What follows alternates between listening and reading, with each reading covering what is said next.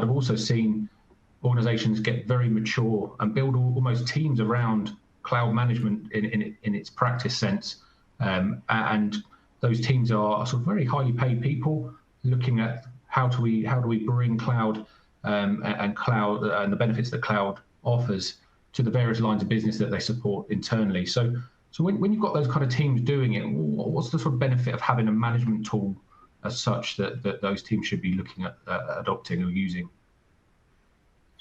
Yeah, this is a very, very common scenario that we're seeing. The very much is we'll build it ourselves.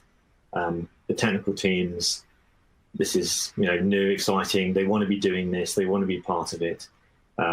We spoke to one client about 2 years ago when we were saying, look, here's a tool. It'll make your life easier, etc., etc. They said, no, we'll do it ourselves. 2 years later, they've got a team of 34 people doing all sorts of things, and it's costing them a lot of money because they're spending most of their time doing reporting and all the stuff which really they shouldn't be doing.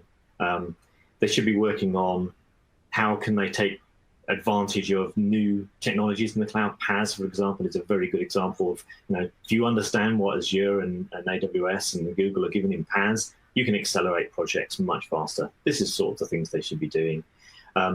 So I think it's a trap that people tend to fall into, that they feel that it's better to get our engineers to do it ourselves when there's actually tools out there, whether it's ServiceNow and Kumoco or other tools, which will actually shortcut an awful lot of this stuff.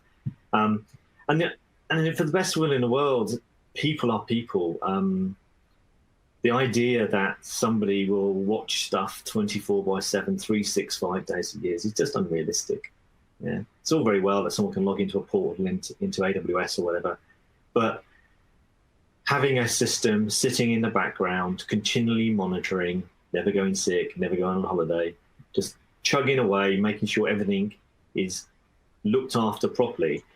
You can't be there, and this is where things like ServiceNow and the workflows and automation comes in, because you can't get close to that. And as much as people think that they can do this themselves, people are not 100% infallible. Things will get missed, and there's lots of stories obviously on the internet about people who have it all in place but don't really. We had one client, a very large global client, told us there's nothing wrong with ours. You ain't going to find anything wrong with us.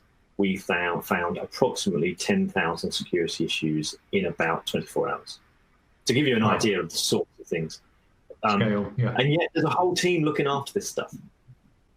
And as you can imagine, there was pandemonium at the client as to what happened. Look, how could this possibly happen? And as clouds grow and get out of control, this is the sort of example that we're coming across.